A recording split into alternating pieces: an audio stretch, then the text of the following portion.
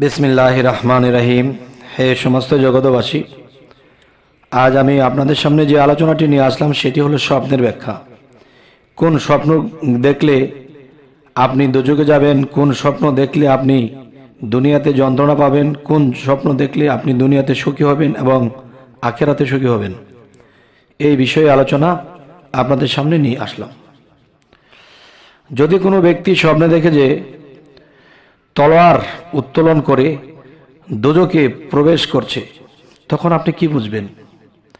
আপনি এটি বুঝবেন যে সে ফাহেসা এবং অশ্লীল কথাবার্তা বলবে।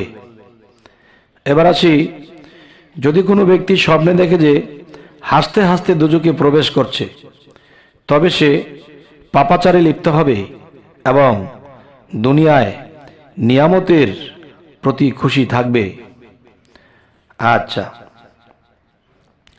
এবার আসি, যদি কোনো ব্যক্তি স্বপ্নে দেখে যে তাকে আগুনে জ্বালানো হচ্ছে, তবে সে দোজখে চলে যাবে, নির্ঘাত সে দোজখবাসী হয়ে যাবে। এবার আসি, যদি কোনো ব্যক্তি স্বপ্নে দেখে যে ফেরেশতা তার কপালের চুল ধরে দোজখে নিক্ষেপ করতেছে, তাহলে এটি কি বোঝার আছে? এটি এই বুঝবে, তবে উক্ত স্বপ্ন তার জন্য অপমান ও লাঞ্ছনা এবং তার জীবনে অনেক দুঃখ কষ্টে পতিত হবে। আচ্ছা, এবার আসবো বেহেশত ও তার খাজাঞ্চি হুর গেলেমান বালাখানা নদ নদী ফুল মূল এবং স্বপ্নে দেখা ফলমূল স্বপ্নে দেখা, এটি কি বোঝানো হলো? উম্মে আব্দুল্লাহ, যিনি বসরার মহিলাদের মধ্যে শ্রেষ্ঠ ছিলেন, বলেন, স্বপ্নে দেখেছি যেন আমি একটি উত্তম বাড়িতে প্রবেশ করেছি, অতঃপর একটি বাগানে গিয়েছি। মাশাআল্লাহ, বাগানটি কতই না সুন্দর। হঠাৎ আমি একজন লোককে দেখতে পেলাম, যিনি সোনার খাটের উপর হেলান দিয়ে বসা ছিলেন। তার চতুর্দিকে অপ্রাপ্তবয়স্ক বালকেরা পরিবেষ্টন করে রেখেছিলেন। তাদের হাতে পান পাত্র ছিল।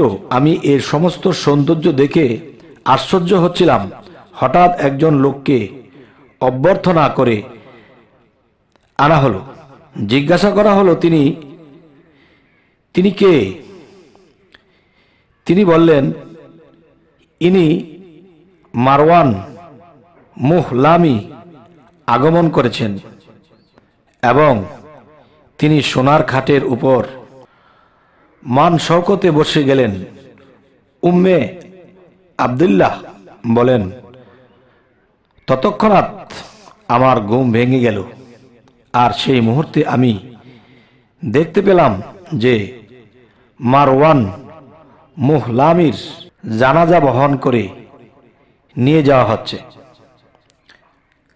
ইব্রাহিম ইবনে সাররি মুফলেস বললেন, আমি আমার আব্বাকে বলতে শুনেছি।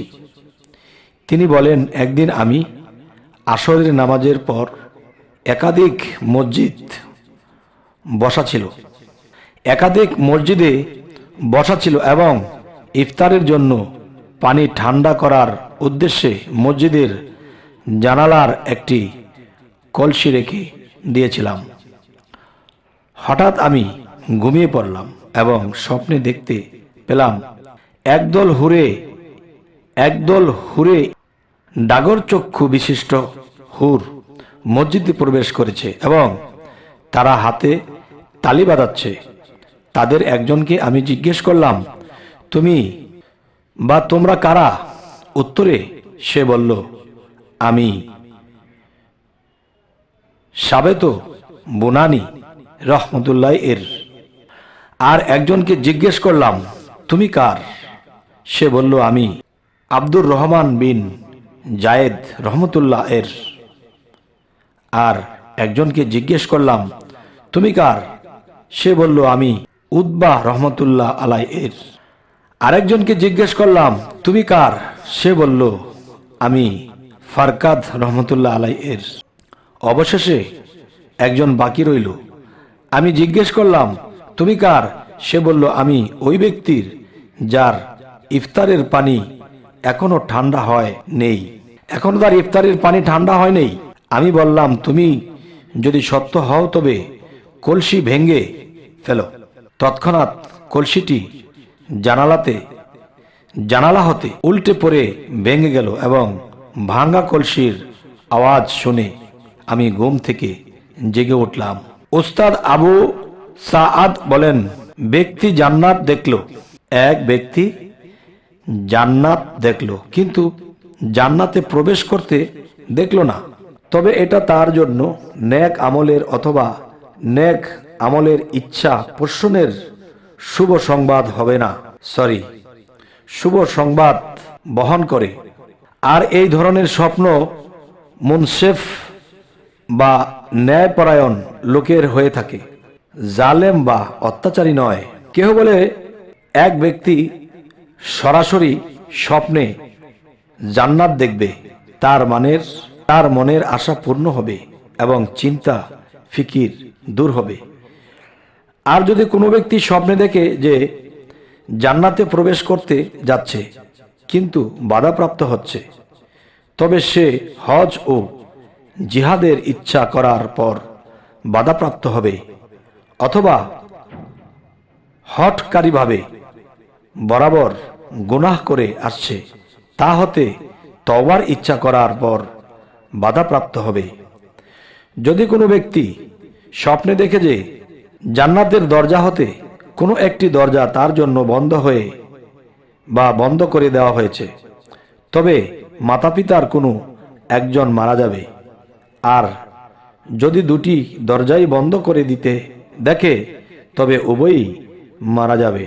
এবার আসে, যদি কোনো ব্যক্তি স্বপ্নে দেখে যে জান্নাতের সমস্ত দরজাই বন্ধ করে দেওয়া হয়েছে, কোনো একটি দরজাও খোলা হচ্ছে না, তবে বুঝতে হবে যে মাতাপিতা তার প্রতি অসন্তুষ্ট রয়েছে। যদি কোনো ব্যক্তি স্বপ্নে দেখে যে কোনো দরজা দিয়েই জান্নাতে প্রবেশ করতে পারছে না, বা কোনো দরজা দিয়েই জান্নাতে প্রবেশ করতে পারতেছে, তবে বুঝতে হবে যে মাতাপিতা তার প্রতি সন্তুষ্ট রয়েছে। এবার আসে, যদি কোনো ব্যক্তি স্বপ্নে জান্নাতে প্রবেশ করতে দেখে, তবে সে ইহকাল ও শান্তি ও নিরাপত্তা লাভ করবে, যেহেতু মহান আল্লাহ তাআলা এর সম্পর্কে বলেছেন, যারা আমার পথের পথিক তারা জান্নাতে অনায়াসে প্রবেশ করবে। এবার আসি, যদি কোনো ব্যক্তি স্বপ্নে দেখে যে তাকে জান্নাতে প্রবেশ করানো হয়েছে, তবে তার আয়ু শেষ হয়েছে এবং মৃত্যু ঘনিয়ে আসছে। কেউ বলেন, স্বপ্নদ্রষ্টা ওয়াজ নসিহত হাসিল করবে এবং গুনাহ হতে এমন লোকের হাতে তওবা করবেন যিনি তাকে জান্নাতে পৌঁছে দিবে। সুবহানাল্লাহ। এবার আসি, কেউ বলেন, এক ব্যক্তি জান্নাতে প্রবেশ করতে দেখল, দুঃখ কষ্টের পর তার মনের আশা আকাঙ্ক্ষা পূর্ণ হবে, কেননা জাহান্নাম দুঃখ কষ্টের দ্বারাই পরিবেষ্টিত হয়েছে। যদি কোনো ব্যক্তি স্বপ্নে দেখে যে তাকে জান্নাতে প্রবেশ করার জন্য বলা হচ্ছে কিন্তু সে প্রবেশ করছে না, তবে উক্ত স্বপ্ন তার দিন পরিত্যাগ করার প্রতি ইঙ্গিত করে, যেহেতু মহান আল্লাহ তাআলা এর ইঙ্গিত আগেই করেছিলেন। যদি কোনো ব্যক্তি স্বপ্ন দেখে যে তাকে বলা হচ্ছে তুমি জান্নাতে প্রবেশ করবে, তবে সে নিরাশ বা ওয়ারেসি সপ্ততি লাভ করবে, যেহেতু আল্লাহ তাকে আগেই স্বপ্নে ইঙ্গিত করেছিলেন।